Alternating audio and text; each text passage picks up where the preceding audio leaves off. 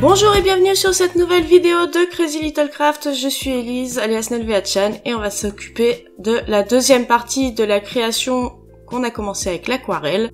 Et cette fois on va faire la page. Je vous montre cette page que j'ai commencé à réaliser. Bon, j'ai perdu le début de la vidéo, hein, malheureusement. Mais on se rassure, c'est exactement la même chose que ce que vous me voyez faire là à l'écran, c'est-à-dire je prends de la peinture sur mon plan de travail et avec un petit sachet, eh bien je viens l'appliquer sur certaines zones de ma page. Donc je vous rappelle, c'est du papier aquarelle, c'est du 425 grammes si je me trompe pas, et ces belles peintures métallisées, ce sont des Prima. Donc un gros bisou à la copine qui me les a offertes début juin pour Scrapin. Je reprends mon aquarelle maintenant et oui, je vais venir la découper. Comme je vous ai dit, on va faire un petit peu comme sur la carte, c'est-à-dire des morceaux de la scène qui seront mis en valeur. Bon, alors la scène pour la carte était beaucoup plus petite, là elle est beaucoup plus grande, donc je découpe plein de petites bandes de 2 cm chacune. Je ne vais pas pouvoir toutes les garder parce que ça ne va pas rentrer après avec la photo, mais je vais quand même garder l'essentiel, à savoir le pâté de sable, le seau et la pelle. Je les positionne pour voir un petit peu l'encombrement, ce que je vais avoir comme espace, et donc déterminer les bandes que je vais garder. Et je trouve ça un petit peu tristounet, ça manque de dynamisme, comme elles sont toutes sur les mêmes hauteurs, elles sont tout pareil. Donc je fais quelques repères sur chaque petite bande avec un crayon de papier et je viens découper d'après ces repères. Donc j'ai mis des hauteurs très variables, enfin très variables, pas trop non plus, j'ai pas exagéré, mais au moins je vais avoir quelque chose de moins linéaire, quelque chose de plus dynamique, mais on y reviendra plus tard. Maintenant je passe au reste de la page, hein. On va laisser l'aquarelle un petit peu de côté. Et on va venir déjà mater la photo sur une chute de papier blanc. Tout simplement, je colle la photo sur la chute et je réajuste les bords. Donc je le fais au massicot, mais on peut très bien le faire au ciseau ou au cutter, hein, évidemment. Ça me permet d'avoir un petit cadre blanc. Donc voilà, pour celles qui seraient pas forcément habituées au langage scrapbooking, mater une photo, c'est la mettre sur un autre papier qui va lui faire un petit cadre. Je prends ensuite le tampon en série limitée graphique 2 et avec de l'encre Versafine grise, je viens tamponner sur ma page. Donc je regarde un petit peu par rapport à ma photo, vous avez vu que j'ai failli tamponner ma photo. Je positionne mon tampon et à partir de ce premier tampon et de ma photo, je vais mettre quelques repères pour pouvoir faire la suite des tamponnages. Je reprends mon motif, je remets de l'encre grise et je viens le tamponner. J'ai failli l'inverser au niveau du sens et puis finalement non. Je vais le mettre dans le même sens que le premier puisque nous ne verrons pas les mêmes endroits du tamponnage. Et oui, avec la photo qui va venir cacher tout ça, on verra les choses différemment. Je prends également la planche de tampon graphique 1 qui n'est pas en série limitée celle-ci. Et je vais venir prendre ce motif, le tamponner à 2 endroits différents autour de ma photo. Alors le premier tamponnage, je vous cache pas qu'il va complètement disparaître. Mais le deuxième, on le verra bien et je trouve que c'est vraiment joli au-dessus de la photo. À chaque étape de tamponnage, je vérifie avec la photo si je suis contente du résultat. Je prends maintenant la planche toute direction et de l'encre noire, donc toujours de la Versafine, mais cette fois en noir pour rajouter des détails un peu plus prononcés, plus de contraste. J'ai pris 2 motifs de flèche, le premier que vous avez vu, et voici le deuxième. Celui-ci, je vais le tamponner en 3 générations. Donc la première avec de l'encre bien noire, et sans réancrer mon tampon, je recommence à tamponner sur le côté pour avoir différentes nuances de gris. J'ai récupéré quelques petits éléments décoratifs dans mes tiroirs, dans mes boîtes de découpe.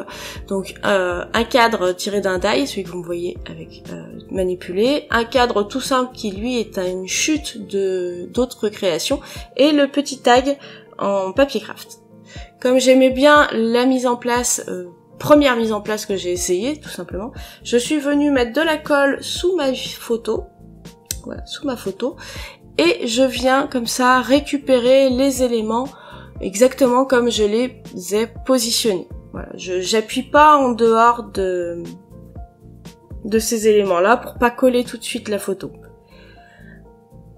Avec ma colle Nouveau qui a un embout extrêmement fin, eh bien je viens appliquer de la colle derrière tous mes éléments, notamment les petits cadres qui sont très ajourés. Et je viens coller ma photo en définitive sur la page.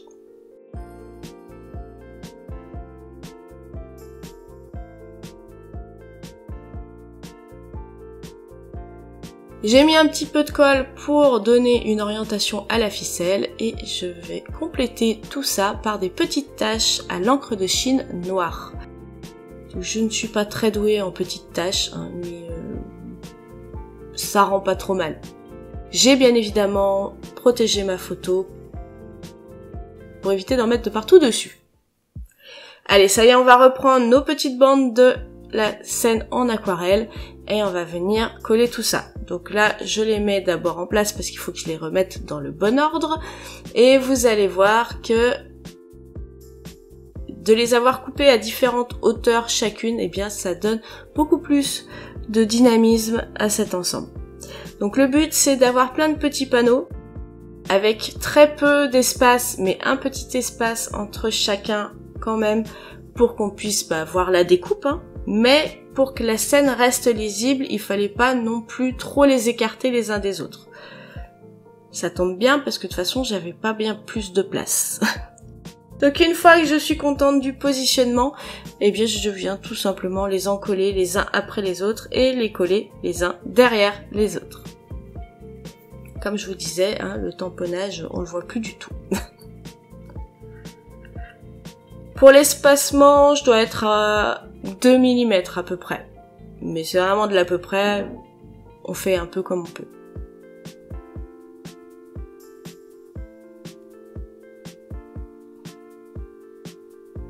Je vais maintenant passer au titre de cette page. Pour le titre, j'ai tout simplement choisi la date de cette photo, c'est-à-dire de manière générale la période où elle a été prise, à savoir le mois de juillet, mais de 2017. Non, je me rends compte que je me suis trompée. C'est pas 2017, c'est 2018. Il va falloir que je corrige ça. Tant pis. Bon, vous aurez juillet 2017 sur la vidéo. Donc je m'y reprends à 3 fois, donc pour être sûr de tamponner correctement, j'ai sorti la planche de tamponnage de précision. Et pour la date, eh bien,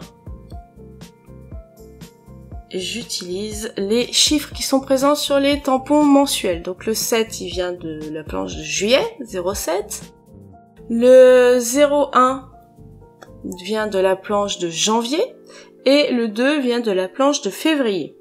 Voilà, je masque les zéros dont je n'ai pas besoin et à chaque fois je retamponne 2 à 3 fois pour avoir un noir bien net.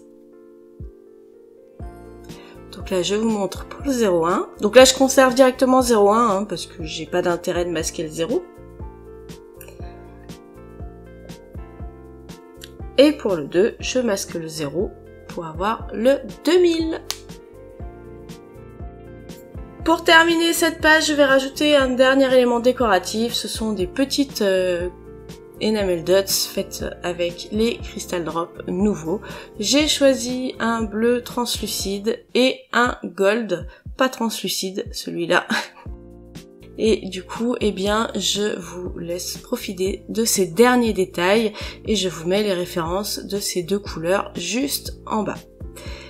Voilà, j'espère que cette page vous plaît. Moi, je vais aller corriger la petite erreur. En attendant, je vous laisse sur les derniers détails de cette page.